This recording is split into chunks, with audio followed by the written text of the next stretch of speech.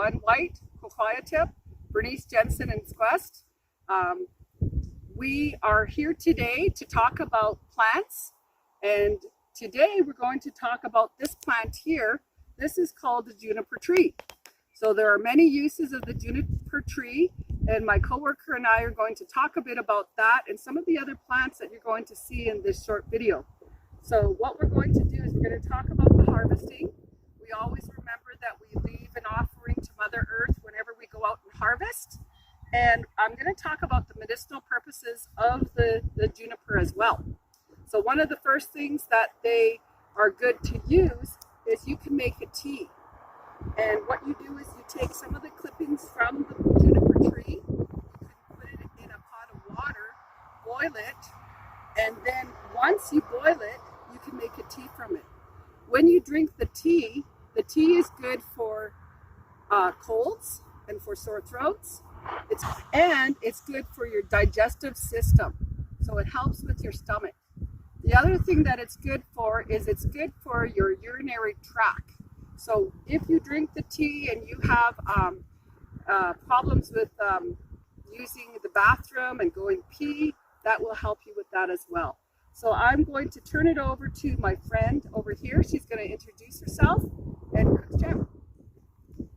Tanche, Tidishikawan Jessica. My name is Jessica. I'm the youth worker at the Kamloops Aboriginal Friendship Society. So another great thing about juniper, it's a wonderful disinfectant for the home. So what you can do when you've harvested the juniper, take the leaves and you can boil it in a pot. And what will come out into the air by boiling that is going to disinfect your air. Then with the water inside of the pot, you can also keep that water and put it in spray bottles, and you can use that to disinfect surfaces, door handles, things like that, which is especially good for right now. Also with the juniper, this is something that you can use to burn when you smudge. So you will take the juniper, you're going to want to grind it up finely and take a little bit of it and put it in the abalone shell, and then you can use it to smudge yourself with. Okay, so we found some wild rose here, a wild rose bush. So a few of the things that this can be used for. Here we have the leaves. So these leaves here, you can take these, chew them, and then take that and put it on something on your body, on a sore or something else, and use it as an antiseptic. Also, chewing these leaves, it's actually a good immune booster, and it's good for vitamin C. Okay, so one of the things that you can do with the wild rose is you can collect the wild rose when it flowers, and you can collect the leaves from the flowers, and you can make a tea. So you can either dry it and then make a tea from it, and you can drink it. So it's high in vitamin C, and it's antioxidants as well. And also one of the things that I was told is you could also harvest the rose hip. Now the rose hip, you wouldn't be able to harvest it now. You should harvest it in the fall time. And one of the things that they said about the rose hip is that you could make a tea from it, but you could also eat it. And so because it's high in vitamin C, you could eat one rose hip has the same amount of vitamin C as one orange. But you have to also remember that one of my the teachings that I had from the elders is they said, but don't eat the seeds. If you eat the seeds, you would get what they call an insisupups. And what an insisupups means is you would get an itchy ass. So here are the seeds here. And what you would do is you'd eat the shell around the casing of the seeds, but do not eat the seeds themselves.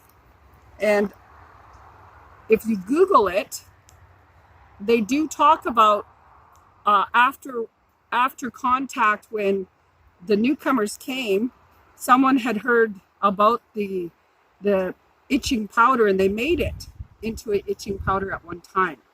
So an insusupoops, an itchy bum.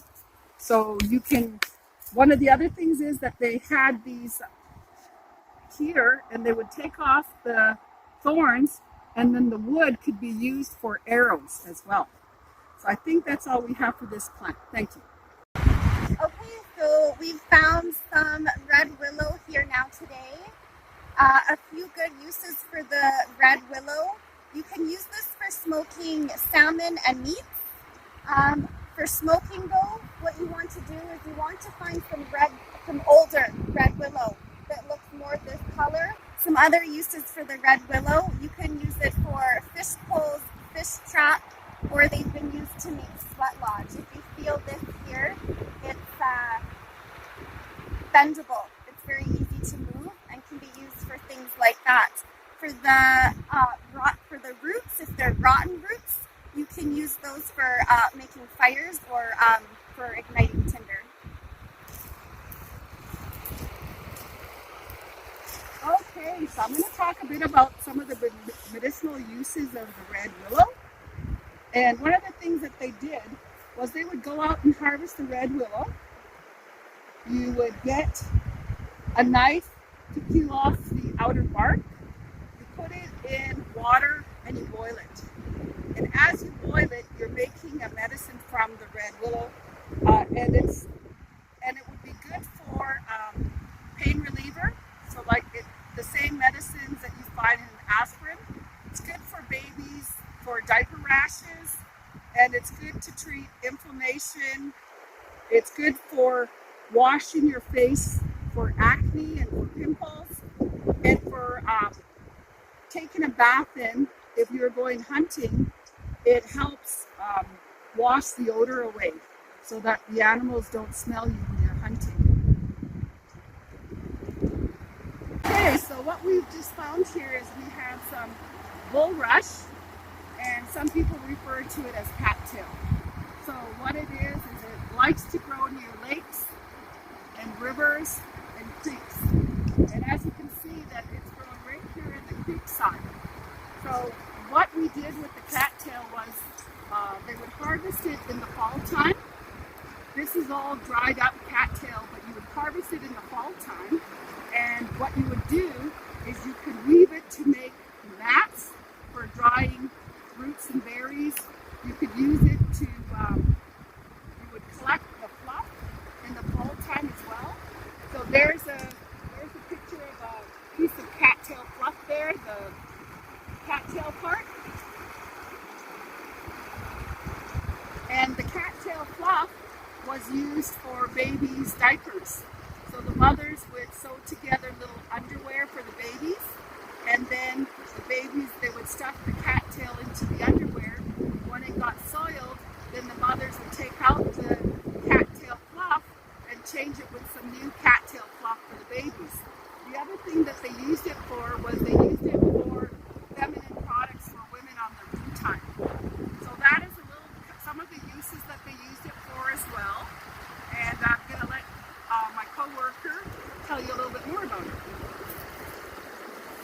Okay, so Bernice was talking about some of the bulrush fluff, the pollen back here. So you'll notice, if you can see behind me, it's very fluffy. So they would use that to stuff pillows or other things with, cushions or seats to sit on. It was a good use for that. As Bernice mentioned, this isn't young bulrush or cattails. So with the young bulrush, they could collect that and take that, and that could actually be eaten. So the inner core and the roots of that, they could be eaten, and it was very high in vitamin A, B, and C. So again, some very good nutrients in this plant as well. So another couple of uses for the cattail is, one, they used to be able to harvest it by the roots, and then when they harvested by the roots, they could work the roots and collect a type of starch that was kind of used for flour as well. The other thing was, with the cattail tops, you can pound it, the seeds, and you can make a type of flour as well. That apparently with one of the schools, they made some muffins with the flour that they harvested. The other good thing about the cattail is when it's green, you can take off the leaves and you get a really green slimy substance on it. that was good to treat skin infections as well. So that's a little bit about the cattail, or what they call the common bulrush. Thank you. Okay, so now we've been out and we've found some nodding onion. So what we do is we get in here and dig it up.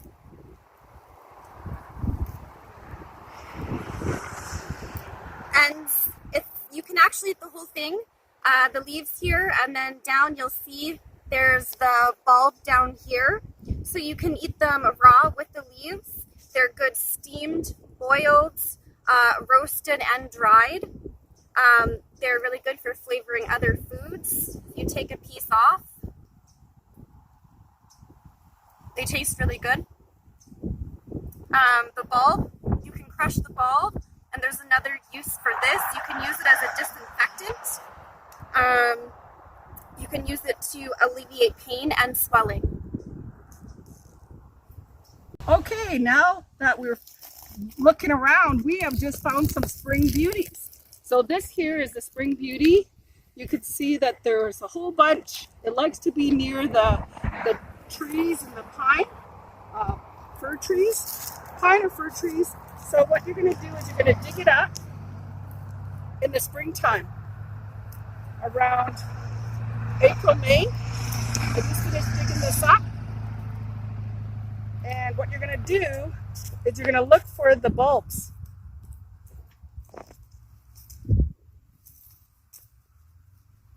And it was a little bit deeper than I thought. So here's the bulb.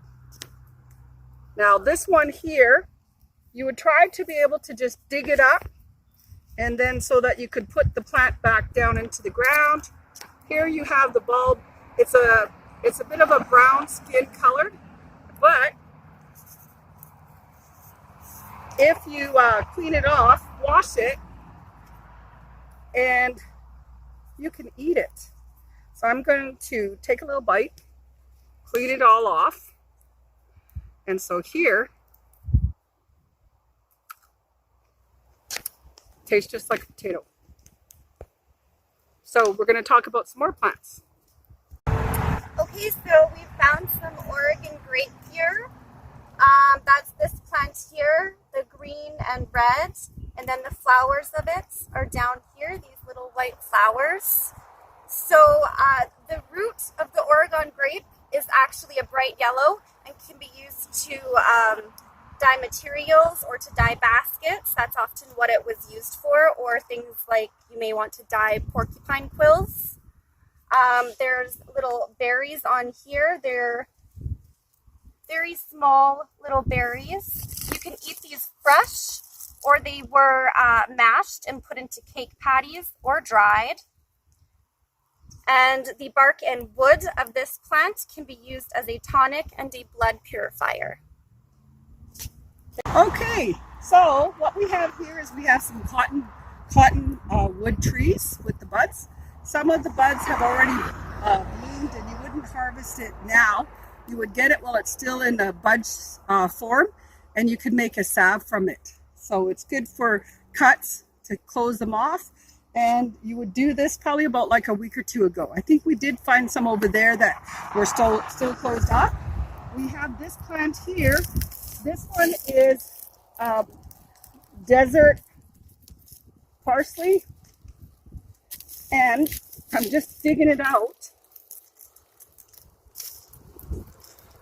And in my language, in the Okanagan language, this is called ayu. And it is good for medicine. And so I helped my uncle, Victor Antoine, and we collected some of this as well. I don't have a lot of information on the desert parsley, other than I remember helping my uncle use it to make medicine. So that's the desert parsley. Okay, so we are back again. We have some more desert parsley there.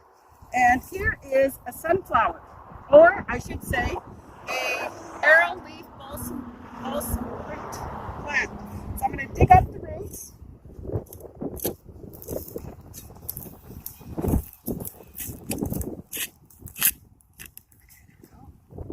And here we are.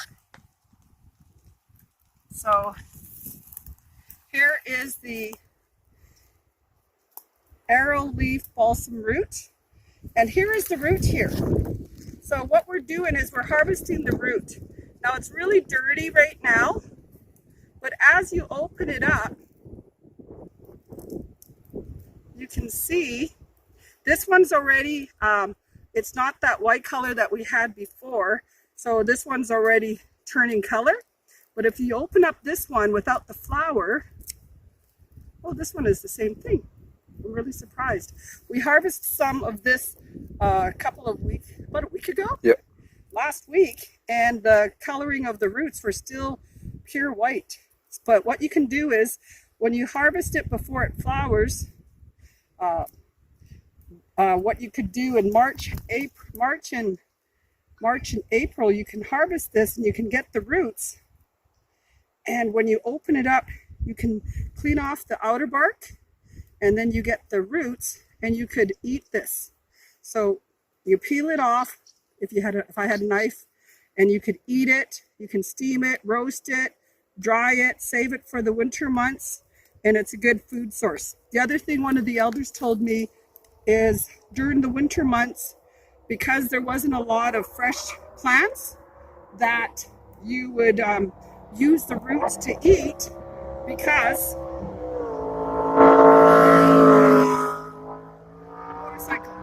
you would eat the roots, and it helps strengthen your stomach for the intake of fresh roots and plants for the coming summer. So it helps strengthen your stomach. So this is what I have for that. Now I'm going to leave this one here for Jessica to talk about. Okay, I'm going to back up. Okay, so in April and May, usually the buds are closed, but here we can see this flower is nice and opened. So the flower buds, they can be peeled and eaten raw, or they can be steamed or boiled. The seeds inside here, they're just like small sunflower seeds. They can be eaten, dried and then eaten whole, or they can be pounded down and again used like a flour. The leaves here, these can be cooked in water, and they're really good for washing with and treating poison ivy or any running sores. Okay, and you can see we're keeping our social distance here. So Sandra's over there, I'm here, and Bernice will be over a ways as well. And I have my offering of tobacco here as well.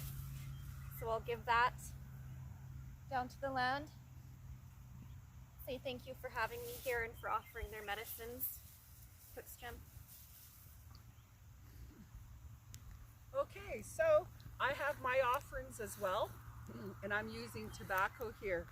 And so what you do when you do offerings of tobacco is you're giving thanks to Mother Earth for allowing us to come onto the land, to come and harvest and gather the medicines and the plants that we use traditionally in this area for thousands and thousands of years.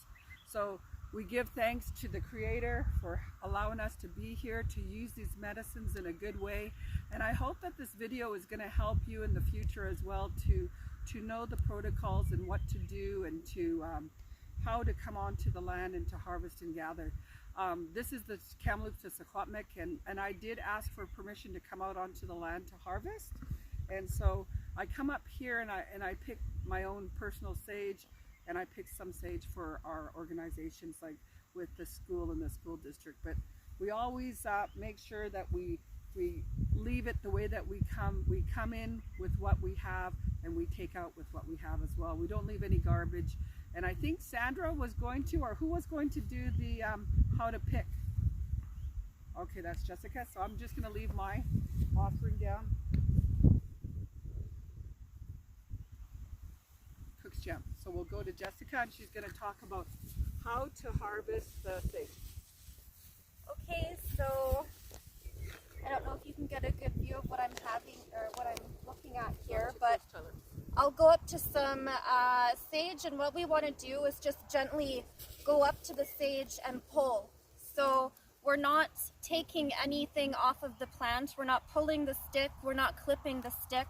We're only going to gently pull and take what we need.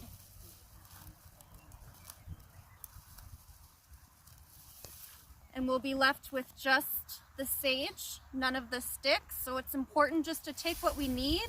And then that way next year when we come in, the sage will grow right back on the plant now that we haven't disrupted it, that we haven't taken any of the sticks or the plant itself off. Jen.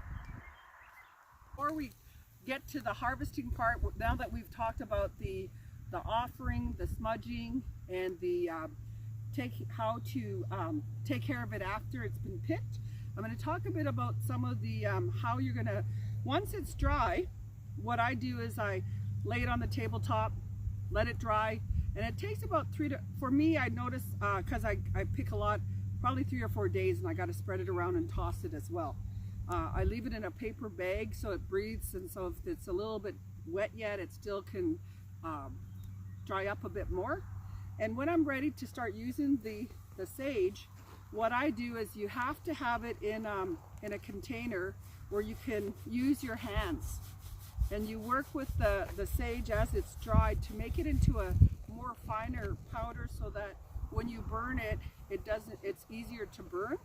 So with the sage that we used in the smudge bowl, it was very fine powder. And today with technology, what they've done is they've also used the coffee grinder, and you can put the sage in there and it grinds it to a really nice fine powder.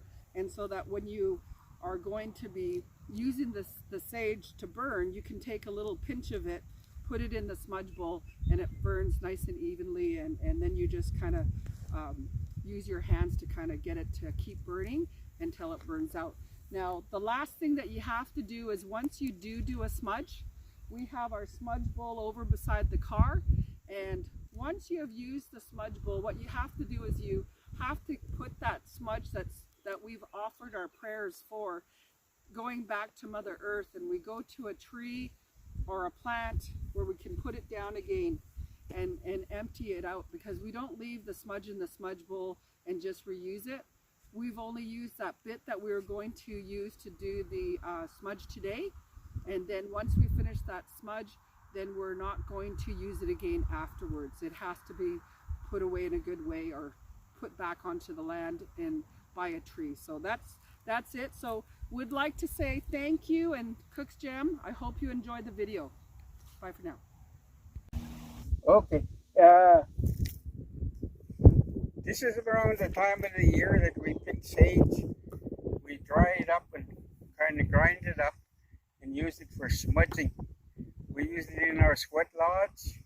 We bless our homes, and we use it for when we pray out in the hills there. When we go and get some hunting and stuff, we use it for drop some sage for the spirits. Yeah, I'm from Kamloops. I'm Art Paul. We use our sage for house cleansing when there's spirits around or bothering people in the house. They call us over and we cleanse their house. We use the sage to cleanse it, and not only that, we use it at funerals. When we have funerals, we clean the whole room out with sage. And then when people leave, it's cleaned out again once all the people have left and went to the burial grounds. And they do the same thing at the burial grounds. And we also use it for the same as my brother there, Chuck at Alki. They use it for hunting before you go hunting, and when you kill, you use it too after you've killed your game, moose or deer or elk. Or salmon. Sometimes you even for fishing, when you go down to fish, you burn some sage. Go down, well, that's being thankful and blessing the place too, blessing the rocks where you're going to fish. And that's about it in our area. Yeah, that's pretty well what we use it for. Good. Hello again. So today we found some dandelions. So this is one of the plants that's known as a super plant. You can eat it or consume it pretty much any way, and it has a lot of good uses. I won't pick it, I'll just show you. So here you can eat this raw, cooked, steamed, or drink it in a tea. It's good for anemia, eczema, liver, and for cleansing the kidney. You can eat all the way down to the roots. You can eat the leaves. The leaves, when the plant's fresh, the leaves and the dandelion itself are really good in a salad. And over here, this one's really good for making a wish, but don't eat it. Okay, so now, as we were looking around, we found that we had some mullen growing. And so this is some mullen. You can tell by its little teardrop shaped leaves. If you feel it, it's very soft. One of the things that the mullen is used for was that it was used for baby diapers. So a long time ago, First Nations women, when they had their children, they could use some of this in the little underwears, and then they could use it for a diaper. The other use for mullen is that they would dry it. And they could use it for a type of tobacco. And Jessica's going to tell you another use for it as well. Okay, so similar to how they used to use it for diapers for their infants, still good to use as toilet paper as an adult. So if you're out hiking or camping and you run out of your TP, mullen's a good use. Okay. Hi again. Okay, we're down by the river, and here we found some hemp dogbane or Indian hemp. It grows along anywhere where there's water. So rivers, creeks, and lakes, you'll find this down by the water. The stems are usually harvested in autumn, and the inner part of this is very fibrous. So this can be taken off, the bark removed and dried, and then the fibrous part inside, it can be separated into a fine twine and used from there. Okay, to add to the Indian hemp, or what we call dogbane, one of the things that I've noticed with the dogbane is now that because it likes to be near lakes, rivers, and creeks, farmers will irrigate their fields spring, summer, and fall, and these plants will grow in and around the farmers' fields as well because they're irrigating the fields.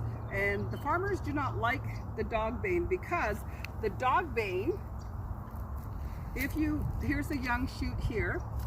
So the cameraman is Tyler Jensen, he's my son. He's gonna come up closer and we're social distancing with this video, but we wanna show you the white milky substance that is coming from the plant. That is toxic to the animals, the cows and the horses, and so the farmers don't like this plant that much. But for us, we have a use for it.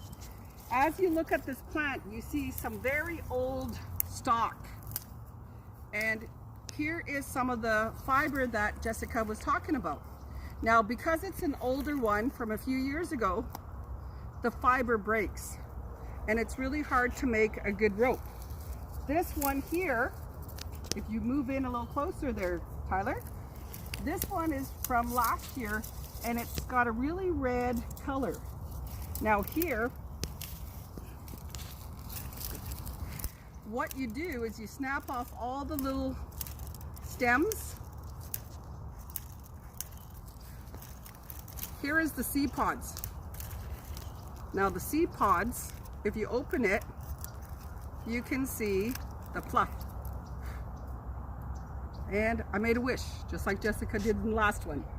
So here, those are the seeds. Now when you're harvesting this, you make sure that you're not taking those with you. So I always clean off the stalk before I take it anywhere, and I bring it home like this.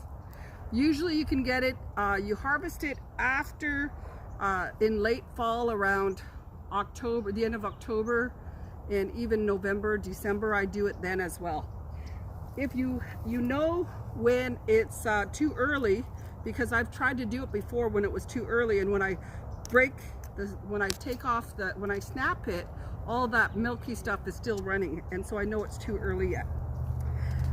The other thing that I'm going to show you to do is that when you harvest it, this is the hemp that we're talking about.